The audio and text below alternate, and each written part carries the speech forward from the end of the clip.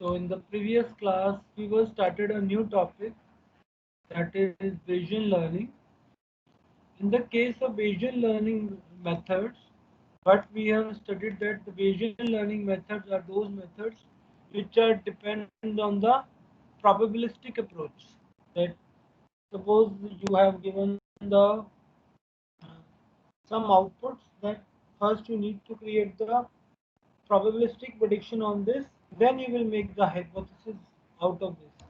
So Bayesian methods are one that can accommodate hypotheses that make probabilistic predictions.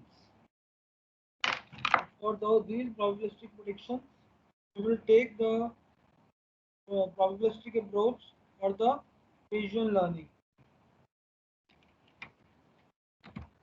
Just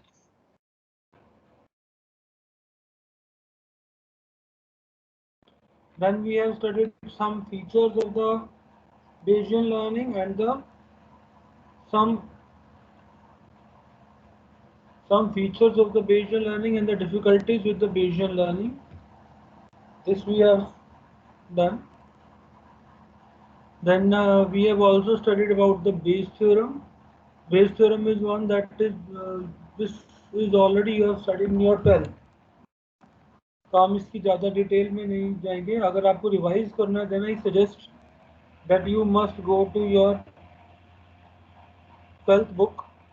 आप 12th वाली book में जाइए और उसमें देखिए बेस लर्निंग के बारे में. ओके.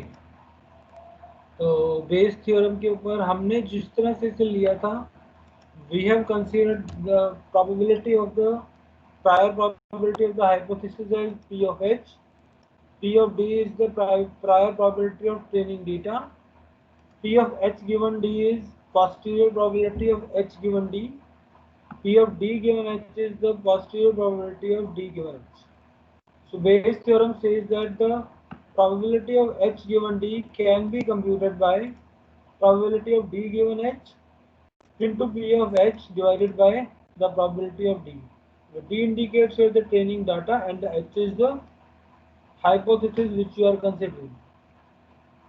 तो हम क्या कर रहे थे इसमें, हम इसमें ये निकाल रहे थे कि अगर हमें probability कौन सी हाईएस्ट probability hypothesis हो सकती है इस डाटा के बेस पे, ये हम कैसे निकालेंगे कि probability of the training data क्या है given hypothesis, ये चीज़ हम ट्रेनिंग में निकालेंगे.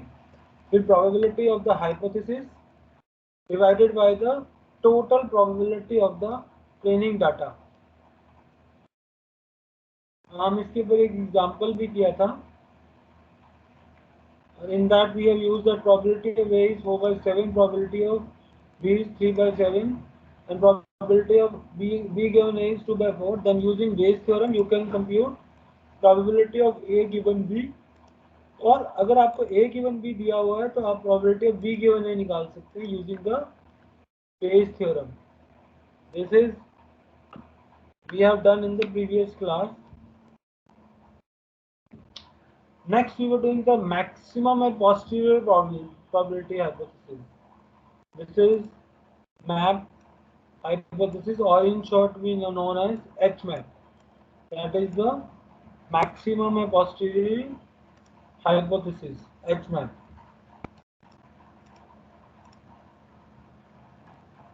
इसके अंदर हम क्या करते हैं कि the learner considers some set of candidate hypothesis H. The learner, किसी ने कुछ कहा क्या? Okay. The learner considers some set of candidate hypothesis H, and it is interesting in finding the most probable hypothesis H given hypothesis set capital H. हमने क्या करना है, हमारे पास बहुत बड़ा सेट है, हम उसमें से मोस्ट प्रोबेबल हाइपोथेसिस कौन सी हो सकती है. जैसे कि हमने सेकंड चैप्टर में भी किया था, हमने उसमें क्या किया था कि हमने मोस्ट प्रोबेबल हाइपोथेसिस निकालने के तरीके निकाले थे. अगर आपको फाइंड एस एल्गोरिथम याद हो, उसमें भी हमने यही किया था कि हमारे पास बहुत सारी हाइपोथेसिस थी हम पॉजिटिव हाइपोथेसिस एक तरफ लेते थे, नेगेटिव हाइपोथेसिस एक तरफ लेते थे। हम पॉजिटिव से नेगेटिव हाइपोथेसिस जैसे जैसे ट्रेनिंग एग्जांपल लेते चले जाते थे, तो पॉजिटिव से नेगेटिव हाइपोथेसिस हम शॉर्ट्स करते चले जाते थे। So same thing we are doing here, but this time what we were doing it in a way that we are trying to find the most probable hypothesis H. अब वो most probable hypothesis कैसे find करेंगे? We are find with the maximally probable hypothesis with the maximum of posterior probability hypothesis. हम क्या करेंगे? उसकी probability निकालेंगे, posterior probability निकालेंगे, जिसकी probability maximum होगी वो हाइपोथेसिस हम बोलेंगे कि वो हाइपोथेसिस लगेगी, दूसरी नहीं लगेगी। वो कैसे करेंगे? Let's see. We can determine the map hypothesis by using Bayes theorem. We will use the Bayes theorem. Hello, please don't talk in between. कह रहा प्लीज डोंट टॉक। बताओ, इसमें भी बच्चे बात कर रहे हैं।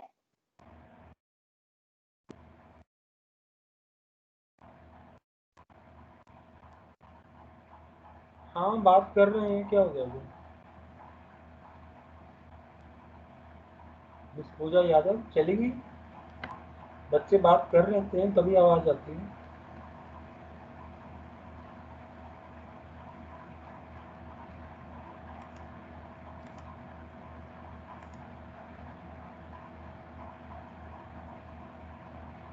अगर आपको कुछ पूछना है तो you can raise your hand, मेरे पास वो डेटा आ जाता है इसमें।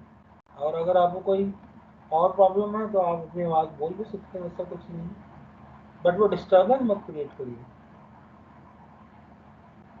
बात करने का मतलब है कि आप बात, आपकी आवाज़ कहीं, आपका ध्यान कहीं और है और आप माइक ऑन कर देते हैं।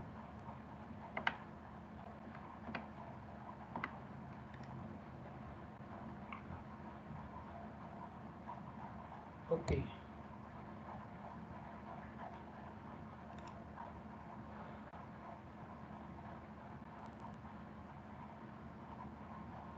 so we were doing the maximum of posterior hypothesis H map, that is we can determine the maximum of posterior hypothesis by using Bayes theorem.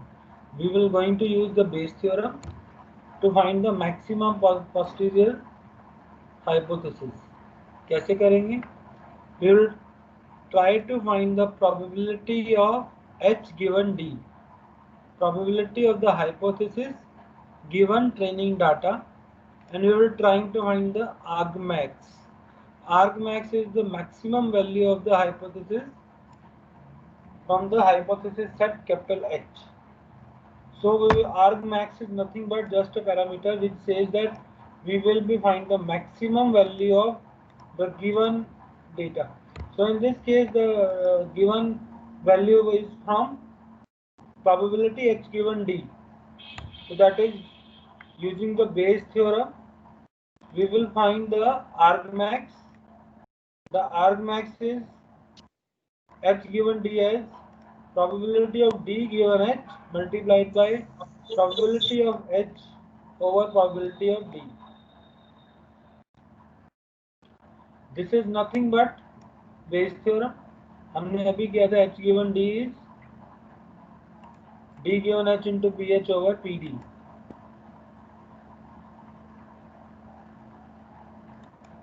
So in our case, that to find the map hypothesis, what we will do, we are going to find the maximum value. और maximum value अगर आप किसी की निकालेंगे तो उसकी P of D तो fix रहेगी इस केस में, क्योंकि हमारे पास जो डाटा है वो फिक्स है। तो हम क्या इंक्रीज कर सकते हैं? P D given H into P of H. So P of D is immaterial, तो इसको हटा दिया। तो the maximum value given by P D given H into P H is the argument. Maximum value of this will be the chosen as H map, that is the maximum hypothesis. हम इसके ऊपर एक example भी करेंगे। एक और भी है, अगर आप मैक्सिमम लाइक्लीहुड हाइपोथेसिस निकालना चाहते हैं तब भी वो यही चीज है. If we assume that every hypothesis in H is equally probable, that is P of Hi equal to P of Hj,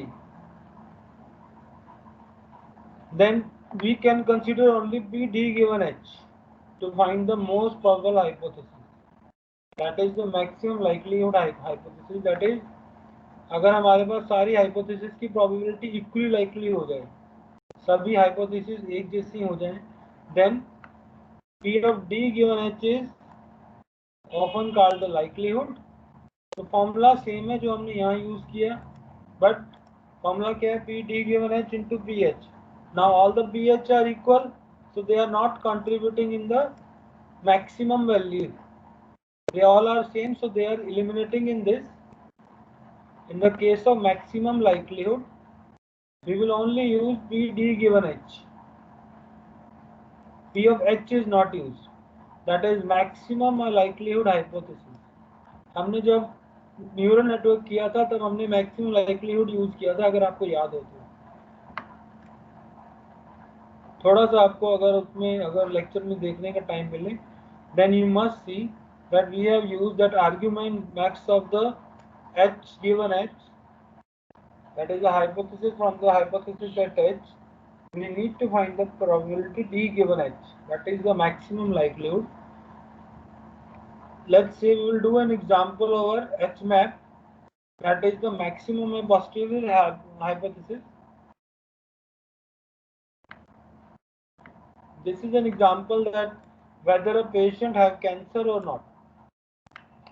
The test return a positive result in only 90% of the cases. हम इस example को book से करते हैं एक बार ना, थोड़ा सा आपको इजी रहेगा. So the example is that to illustrate the Bayes rule, consider a medical diagnosis problem in which there are two hypotheses. दो hypotheses है हमारे पास. First hypothesis क्या है? That a patient has a particular form of cancer, and second, the patient does not have a cancer. मतलब binary classification problem है. एक तो या तो उसे कैंसर होगा या नहीं होगा. तो एक हाइपोथेसिस हो गई, उसे कैंसर होगा, और एक होगा उसे कैंसर नहीं होगा. So the available data is from a particular laboratory test in which two possible outcomes. दो possible outcomes होंगी, एक पॉजिटिव आउटकम होगी और एक नेगेटिव आउटकम होगी. पॉजिटिव आउटकम क्या कह रही है? कैंसर है. नेगेटिव आउटकम क्या कह रही है? कैंसर नहीं है. ओके.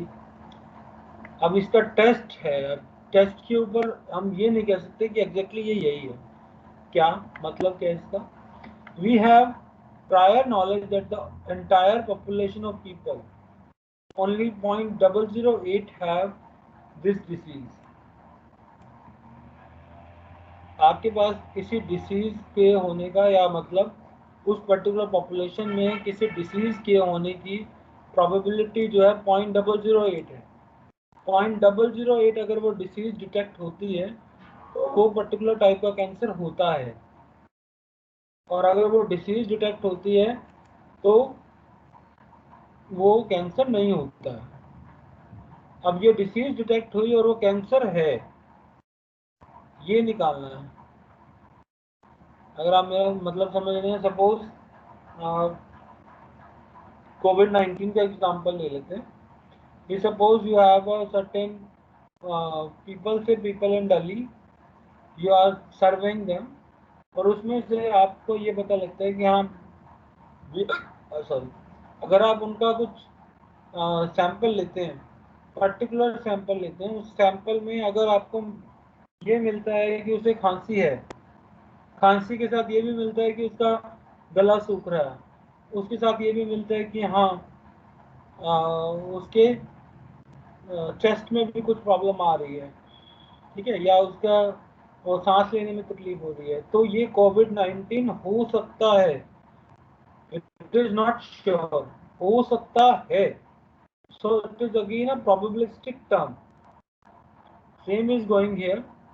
हम यहाँ पे कुछ पॉपुलेशन ऑफ पीपल को ऑब्जर्व कर रहे हैं, उनके अंदर हमने देखा कि अगर हम एक पर्टिकुलर टेस्ट करते हैं, अगर वो टेस्ट पॉजिटिव आता है तो उन्हें एक particular form of the cancer होता है, और अगर वो नेगेटिव आता है तो एक particular form of the cancer नहीं होता है। अब पॉजिटिव आना और वो कैंसर होना दोनों अलग अलग बातें हैं। कैसे?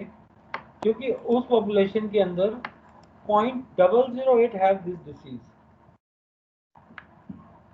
A lab test is only an imperfect indicator of the disease. Lab test जरूरी नहीं है कि आपका सही रिजल्ट दे हर बार. Imperfect indicator of this disease. The test return a correct positive result in 98% of the cases. 98% ठीक रिजल्ट देता है, in which the disease is actually present, and the correct negative result in only 97% of the cases in which disease is not present. तो probability क्या हुई? अगर हम इसकी probability की बात करें, कैंसर होने की probability हुई 0.008, कैंसर ना होने की probability 0.992, 1 minus this probability. Probability of the positive result given cancer, positive आए वो टेस्ट और ये पता हो कि कैंसर है, इस बात की प्रोबेबिलिटी कितनी है? 98%. तो probability of the negative result given cancer कितनी हो जाएगी? 1 minus 0.98, that is 0.02. अब probability of negative result given not cancer कितनी है? 97%. तो probability of positive result given not cancer कितनी हो जाएगी? 1 minus 0.97, that is 0.03. तो आपको भी अगर एग्जाम में कोई क्वेश्चन आता है तो आपको इस तरह की प्रोबेबिलिटी बनानी पड़ेगी उसकी. तो अगर आपको अभी कोई डाउट इसमें आ रहा है तो आप पूछ सकते हैं, अगर किसी को ना समझ में आया हो तो.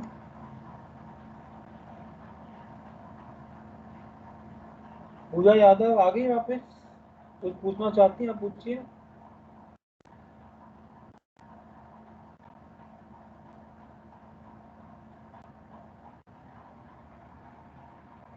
पूजा यादव आपको समझ में आया है? आई हैं वापस?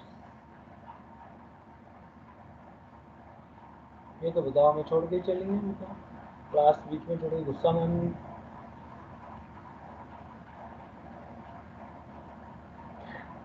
और कोई कुछ पूछना चाहता है?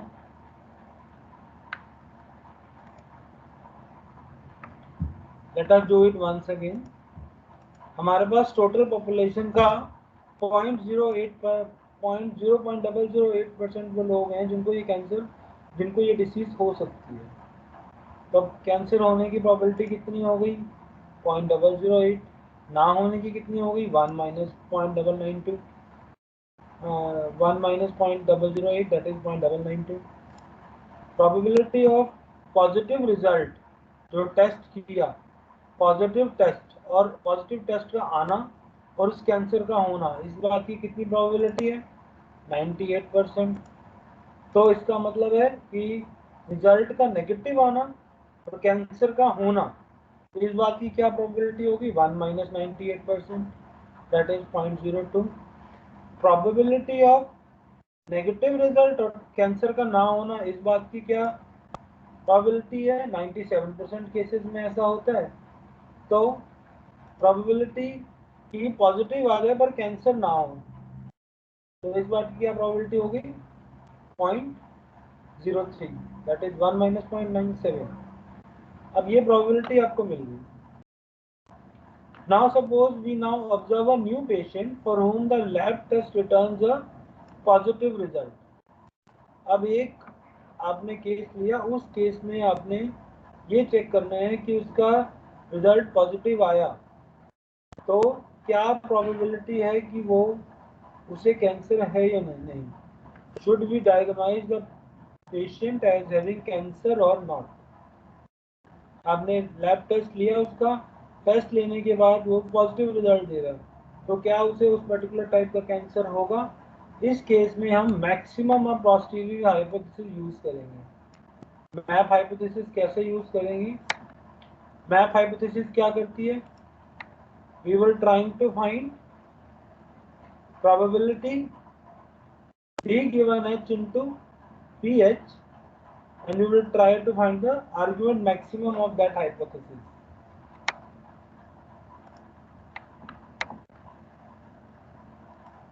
Probability of the positive, that is d given h into ph, that is the probability of having cancer.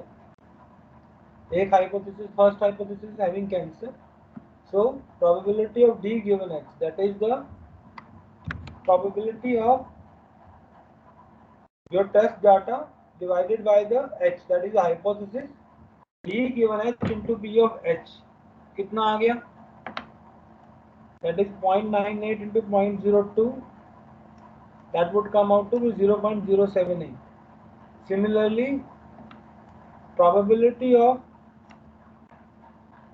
positive test given not cancer, that is the probability of d given h. अब इस case में, पहले वाले case में hypothesis that, hypothesis क्या है? Cancer होना। और सेकेंड वाले केस में क्या हाइपोथेसिस है? कैंसर ना होना। दो हाइपोथेसिस है ना। अगर 10 हाइपोथेसिस होती तो ये कैंसर होना, कैंसर ना होना, जो भी जितनी भी हाइपोथेसिस होती, H1, H2, H3 सारी लेते हैं। हमारे पास दो ही केसेस हैं तो हम दो ले रहे हैं। So what we are trying to find probability of theta, probability of positive test given cancer into probability of cancer would result in 0.078. Probability of positive test result divided by not cancer,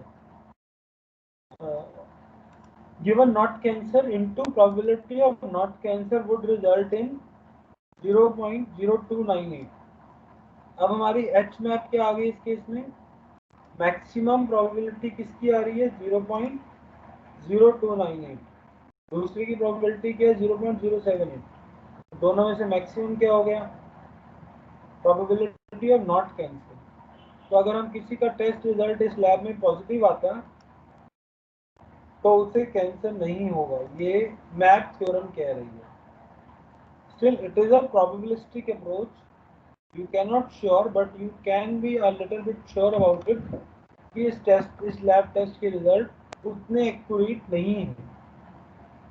इसका कहने का मतलब उतने accurate है या नहीं है वो एक अलग बात है, बट एक चीज इसमें ये मानने वाली है कि हमारे पास अगर हम मैप थ्योरम लगाते हैं, वो हमें ये बोल रहा है कि अगर किसी का टेस्ट रिजल्ट इसमें पॉजिटिव आया, इसका मतलब उसे कैंसर नहीं है। ये मैप थ्योरम बोल रही है। मैप थ्योरम यहाँ पे यही तो बोलती है कि argument maps of P D given H for all the H. तो इस केस में हमारी कितनी थी?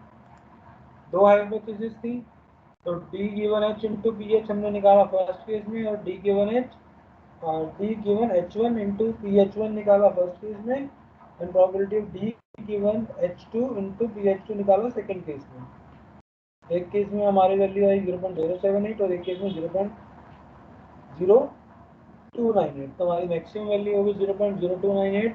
और ये किस केस में हो रहा है? जब हाइपोथेसिस कह रही है कैंसर नहीं है। तो एच मैप क्या बोल रहा है कि हमको वो हाइपोथेसिस लेनी है इस केस में जहाँ पे कैंसर नहीं है। So that is the power of the maximum है posterior hypothesis H map. The exact posterior probability can also be determined by normalizing the above quantity so that they sum equal to +1। हम posterior probability भी निकाल सकते हैं। posterior probability क्या कहते हैं? अगर हमें निकालना है probability of cancer given positive test, क्या probability होगी कैंसर होने की अगर टेस्ट पॉजिटिव आता है? तो ये तो हमने ये निकाला है कि हाइपोथेसिस कौन सी लगनी चाहिए। अब हम ये निकाल रहे हैं कि अगर ऐसा कुछ हमें पोस्टीरियर निकालना है, पोस्टीरियर प्रोबेबिलिटी निकालना है कि कैंसर होने की प्रोबेबिलिटी गिवन पॉजिटिव टेस्ट, तो हम कैसे निकाल सकते हैं? वो हम निकालेंगे P H given D, P D given H into P H, that is 0.078 the numerator term, and the denominator term is the total probability, that is probability of D given H into PH H1 plus probability of D given H2 into PH2, जैसे कि हमने इसमें भी निकाल रखी है।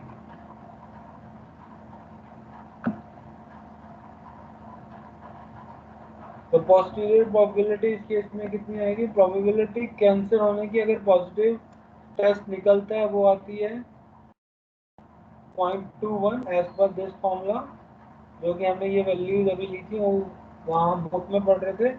ये भी स्लाइड में भी सेम चीज़ दे रखी है, बट जस्ट स्लाइड फॉर्म में है, बाकी और कुछ अलग नहीं है। तो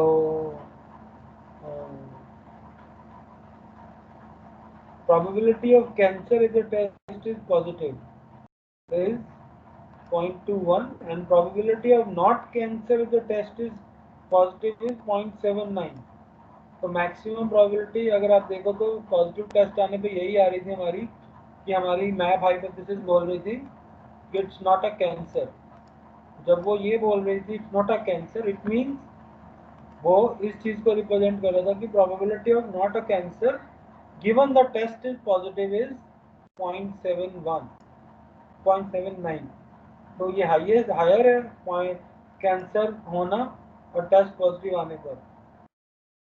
तो इसने इसको चुना कि टेस्ट पॉजिटिव आ जाए बट कैंसर की प्रोबेबिलिटी नहीं है अगर इस लैब में टेस्ट किया जाता है तो।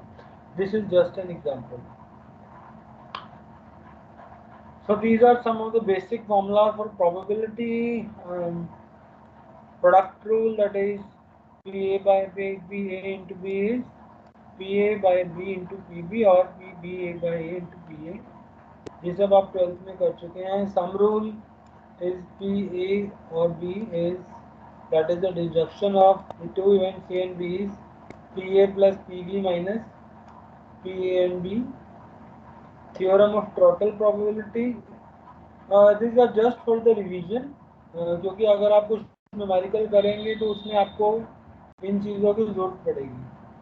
सो my suggestion is that at least you revise these thing. और अगर आपको 12th की कुछ बुक्स हैं आपके पास तो उसमें से रिवाइज कर लीजिए, क्योंकि कोई भी अगर आपने चीज़ पहले पढ़ी होती है तो उसमें पढ़ना आसान होता है, my perception. Otherwise I have given here also to do the some numericals. Theorem of total probability is that if you want to compute the probability of B, then it is given by summation from 1 to n, probability of B given A into P of A, when A1, A2, An are mutually exclusive. Then summation of P of AI is 1. If we use them, then this is one is the theorem of total probability. Brute force based learning concept. This is the same concept as the HMAP। अब जो आप जिसका example अभी हमने किया था, अभी हमारे पास क्या है, हमारे पास एक ट्रेनिंग सेट गिवन है। ट्रेनिंग सेट क्या होता है, हमारे को इनपुट गिवन है और उस केस में आउटपुट क्या आएगी ये गिवन है, ये हमारा ट्रेनिंग सेट होता है। This is the learner gets a set of training examples, और हम उसमें क्या करते हैं, हम उसके अंदर मैक्सिमम ऑफ पोस्टीरियर हाइपोथेसिस निकालते हैं, which is based on the Bayes theorem, that is also known as brute force based learning concept. Brute force मतलब है हम हर एक hypothesis one by one check करते हैं कि ये इसमें फिट हो रही है, इसमें फिट हो रही है, इसमें से किसकी वैल्यू मैक्सिमम आ रही है।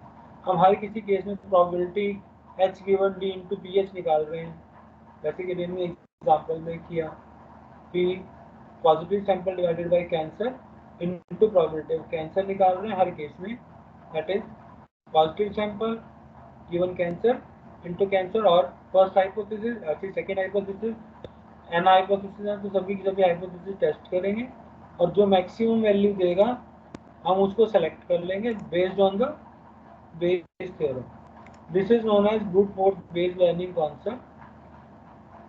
It is again saying the same thing. PH given D, BA can be computed using the base formula. Then we are trying to find the argument max over it. That is your HMAP. This thing is very important, that this algorithm may require significant computation because it applies Bayes' theorem to each hypothesis H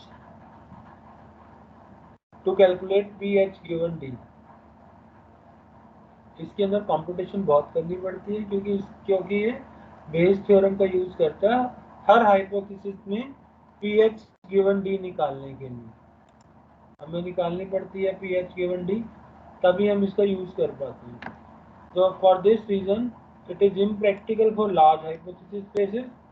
the algorithm is still of interest because it provides standard against which we may judge the performance of the other concept learning algorithm। जैसे जैसे अब हम और learning algorithm पढ़ेंगे, हम ये देखेंगे कि ये जो एक एल्गोरिथम है ये एक तरह से स्टैंडर्ड प्रोवाइड करता है कि हम बाकी एल्गोरिथम इससे कंपेयर कर सकें। क्यों स्टैंडर्ड प्रोवाइड करते हैं? क्योंकि ये हर हाइपोथेसिस को थॉरली स्टडी करके आता है।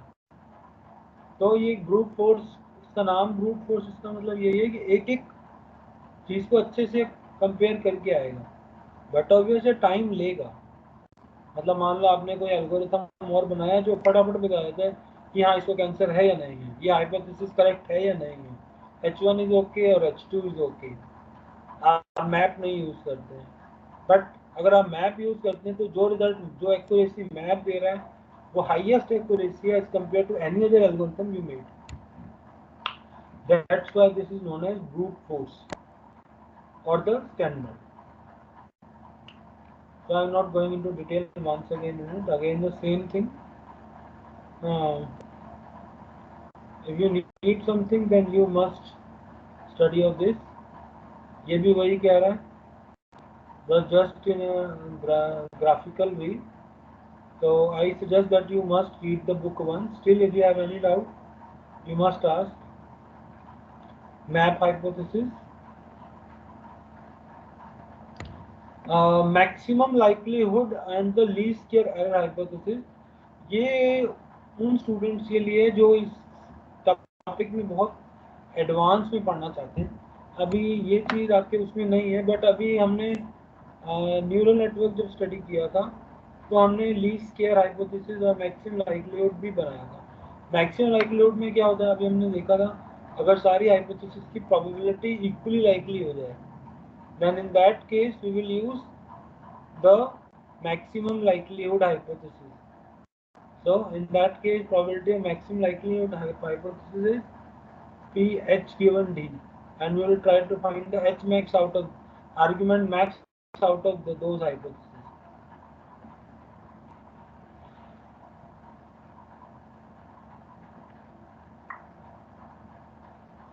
So under certain assumptions, any learning algorithm that minimizes the squared error between the output hypothesis, predictions and the training data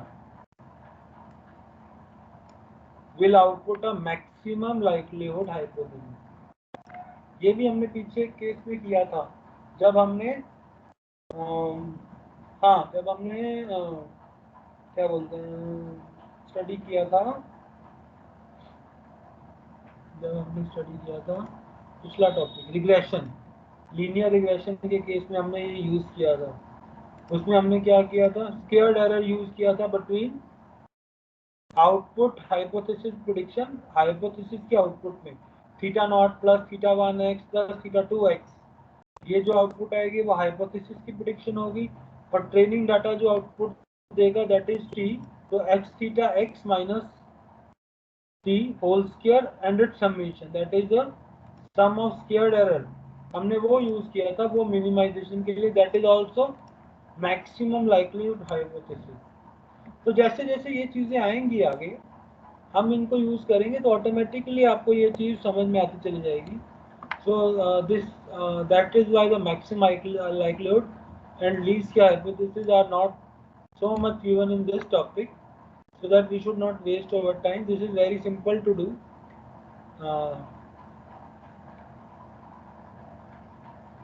I'm skipping this part. अगर स्टिल आपको कुछ प्रॉब्लम आती है तो please ask. Basic concept from the probability theory, यही आपको दोबारा से पढ़ने हैं अपने 12th वाले। I am not going to review. अगर आप फिर भी रिव्यू करना चाहते हो तो मैंने एक स्लाइड में दिए हुए हैं, आप इसमें से रिव्यू कर सकते हैं। इसमें हम आपको ये देखना है कि रैंडम वेरिएबल किसे बोलते हैं, प्रोबेबिलिटी डिस्ट्रीब्यूशन क्या है, एक्सपेक्टेड वैल्यू और मीन क्या होता है, वेरिएंस क्या होता है किसी रैंडम वेरिएबल का, स्टैंडर्ड डेविएशन क्या होती है, नॉर्मल डेविएशन डिस्ट्रीब्यूशन क्या होता है, सेंट्रल लिमिट थ्योरम क्या कहती है। सेंट्रल लिमिट थ्योरम क्या कहती है, किसी को आइडिया हो तो? सेंट्रल लिमिट थ्योरम कहती है कि that the sum of a large number of independent identically distributed random variable approximately follows a normal distribution। अगर आपके पास कोई, अगर आप कोई रैंडम एक्सपेरिमेंट कर रहे हैं, उसके अंदर जो रैंडम वेरिएबल्स हैं, अगर वो बहुत लार्ज नंबर में आप कर रहे हो, वो सारे के सारे random number independent identically distributed random variable हो जाते हैं। तो वो क्या फॉलो करता है, नॉर्मल डिस्ट्रीब्यूशन। अब इसका कहने का क्या मतलब है सेंट्रल लिमिट थ्योरम का, कि सपोज हम इसको, अगर आपको कम्युनिकेशन की बात याद हो तो कम्युनिकेशन में हम ये लेके चलते हैं, एक नॉइज होती है गॉसियन नॉइज। गॉसियन नॉइज क्या क्या होती है, that is a kind of normal distribution. Normal distribution means that it is having this kind of curve, that is a normal distribution with mean 0 and standard deviation 1. This kind of curve is the normally distributed। तो अगर आप कोई भी, अगर आप communication का case लेके चलते हैं, तो वो अगर नॉइज़ लेके चलते हैं तो वो यही लेके चलते हैं कि जो आपकी नॉइज़ है वो, या जो आपकी डेटा, जो भी आपका डेटा आ रहा है, इस केस में भी जो भी डेटा आएगा वो नॉर्मली डिस्ट्रीब्यूटेड होगा। इसका मतलब ये है कि गॉसियन डिस्ट्रीब्यूशन होगा। गॉसियन डिस्ट्रीब्यूशन से मतलब है कि अगर हम नॉइज़ के केस में लेके चलते हैं तो हर एलिमेंट इक्वली लाइकली इफेक्ट होगा। जैसे कि आप सपोज एक जगह से दूसरी जगह कम्युनिकेट कर रहे हैं, कुछ भी कम्युनिकेशन में कर रहे हैं, suppose you are sending your signal from the source to the destination. अब आप मान लो कोई चीज़ बोलते हैं, सपोज ए पहले बोला, फिर बोला बी। अब मान लो वो आप स्पेस के थ्रू पास ऑन कर रहे हैं, कहीं से भी ए लोकेशन, ए लोकेशन को, सॉरी, किसी लोकेशन से किसी दूसरी लोकेशन में, लोकेशन 1 से लोकेशन 2 पे स्पेस के थ्रू कम्युनिकेट कर रहे हैं। आपने ए बोला पहले, फिर बी बोला।